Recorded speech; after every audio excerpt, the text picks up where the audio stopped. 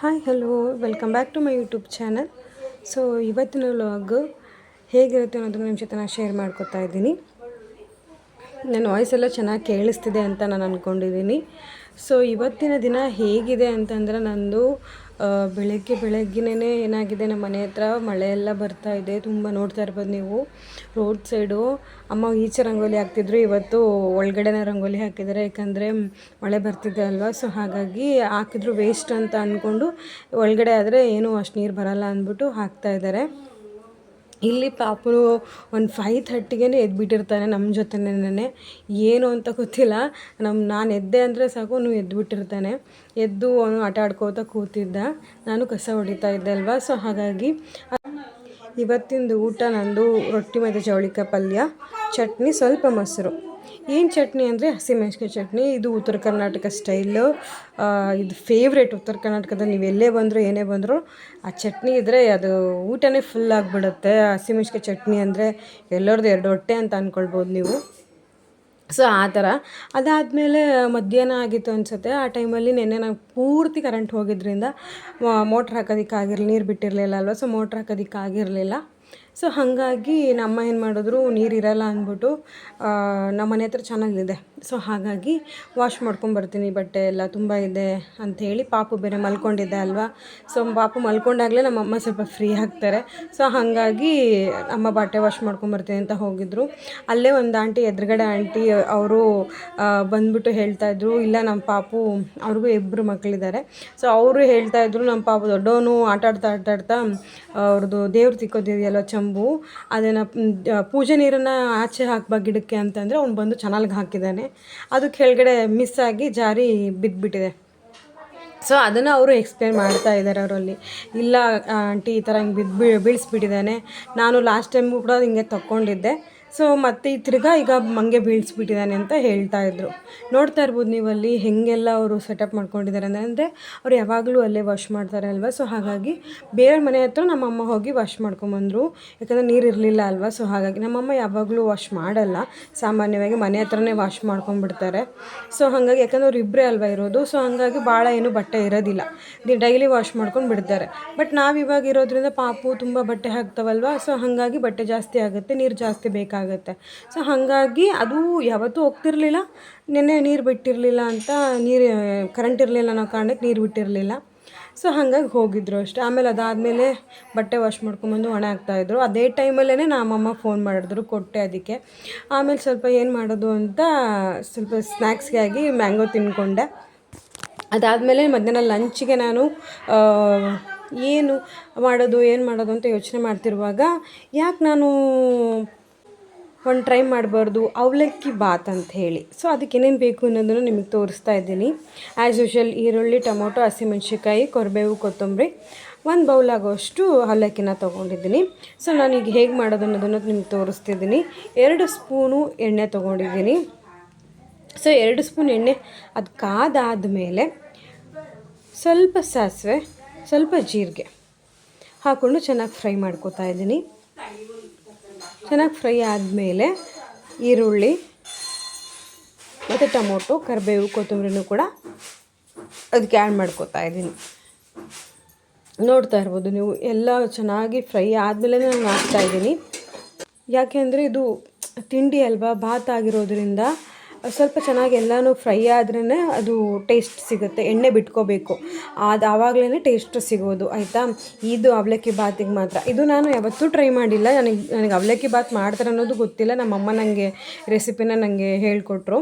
So ಅದಕ್ಕೆ try ಮಾಡೋಣ ಅಂತ ಮಾಡಿದ್ದೀನಿ. ಇದೇ ಹಂತದಲ್ಲೇ ನಾನು ಏನು ಮಾಡ್ತಿದ್ದೀನಿ, ಸ್ವಲ್ಪ ಉಪ್ಪನ್ನ ಬೆರೆಸ್ಕೊತಾ ಇದ್ದೀನಿ. ನಿಮ್ಮ ಟೇಸ್ಟ್ ತಕ್ಕಂಗೆ ಬಳಸ್ಕೊಳ್ಳಿ. ಸೊ ಇಲ್ಲಿ ನಾವು ಏನಕ್ಕೆ ಈ ಥರ ಮಾಡ್ತಿದ್ದೀವಿ ಅಂದರೆ, ಚೆನ್ನಾಗಿ ಎಣ್ಣೆ ಬಿಟ್ಕೊಳ್ಬೇಕು.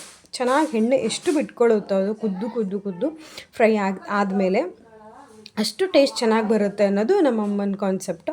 ಸೊ ನೋಡ್ತಿರ್ಬೋದು ನೀವು ಇಲ್ಲಿ, ನಾನು ಆಮೇಲೆ ಕೂಡ ತೋರಿಸಿದ್ದೀನಿ ನಿಮ್ಗೆ ಎಣ್ಣೆ ಹೆಂಗೆ ಬಿಟ್ಕೊಂಡಿದೆ ಅನ್ನೋದನ್ನು ಕೂಡ ನೋಡ್ತಿರ್ಬೋದು ನೀವಲ್ಲಿ. ಸೊ ಇದೆಲ್ಲ ಆದಮೇಲೆ, ಎಣ್ಣೆ ಬಿಟ್ಕೊಂಡ್ಮೇಲೆ ಈ ಹಂತದಲ್ಲಿ ನಾನು 1 ಚಿಟಿಕೆ ಅರಿಶಿನ, 2 ಸ್ಪೂನು ಚಿಲ್ಲಿ ಪೌಡರ್ನ ಆ್ಯಡ್ ಮಾಡ್ಕೊತಾ ಇದ್ದೀನಿ.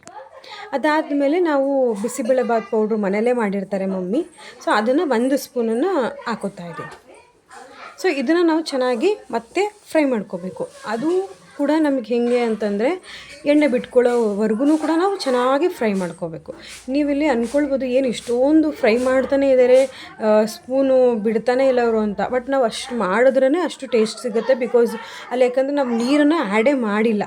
ಸೊ ಹಾಗಾಗಿ ಅದು ನಾನು ಸ್ವಲ್ಪ ಎಣ್ಣೆನೂ ಕಡಿಮೆನೇ ಯೂಸ್ ಮಾಡ್ತೀನಿ. ಸೊ ಹಾಗಾಗಿ ಅದು ಅದರಲ್ಲೇ ಸೀದೋಗೋ ಚಾನ್ಸಸ್ ಇರುತ್ತೆ. ಸೊ ಹಾಗಾಗಿ ಜಾಸ್ತಿನೇ ನಾವು ಕೈ ಆಡಿಸ್ತಾನೆ ಇರಬೇಕಾಗುತ್ತೆ. ಇದಾದಮೇಲೆ ನಾವು ನೆನೆಸಿಟ್ಕೊಂಡಿರ್ತಕ್ಕಂಥ ಅವಲಕ್ಕಿನ ಅದಕ್ಕೆ ಸೇರಿಸ್ಕೊಂಡು ಅದನ್ನು ಕೂಡ ಚೆನ್ನಾಗಿ ಬಾಡಿಸ್ಕೋಬೇಕು. ಎಷ್ಟು ಚೆನ್ನಾಗಿ ನೀವು ಬಾಡಿಸ್ಕೋತಿರೋ ಅಷ್ಟು ಚೆನ್ನಾಗಿ ನಮಗೆ ಈ ಬಾತ್ ಬರುತ್ತೆ, ಆಯಿತಾ. ಸೊ ನೋಡ್ತಾ ಇರ್ಬೋದು ನೀವು, ಚೆನ್ನಾಗಿ ಮಿಕ್ಸ್ ಕೊಡ್ತಾ ಇದ್ದೀನಿ ನಾನಿಲ್ಲಿ.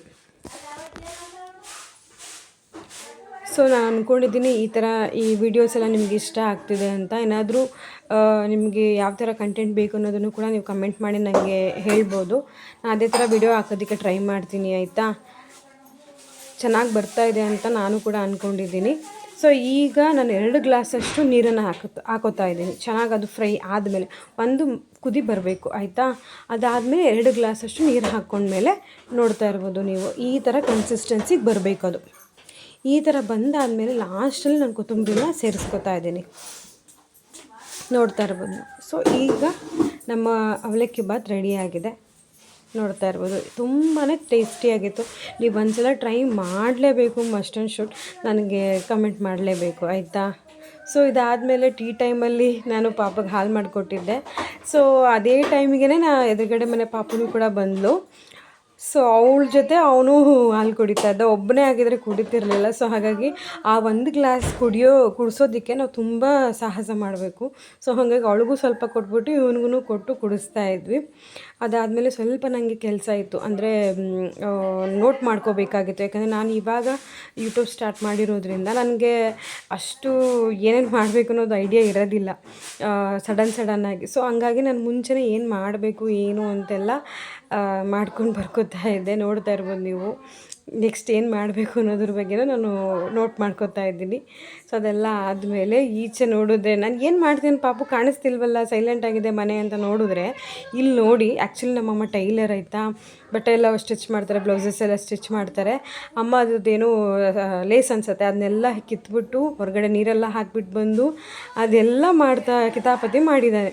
ಅದಾದಮೇಲೆ ಅವ್ರ ತಾತ ಬಂದರು ಅಂತ ಮಂಡಕ್ಕಿ ಹಾಕ್ಕೊಟ್ಟಿದ್ದೆ. ಅದರಲ್ಲೂ ಒಂದು ಸ್ವಲ್ಪ ತಿಂದ್ಬಿಟ್ಟು ನೆಕ್ಸ್ಟ್ ನೋಡಿದ್ರೆ ಇಲ್ಲಿ ಆಟ ಆಡ್ತಾ ಕೂತಿದ್ದ.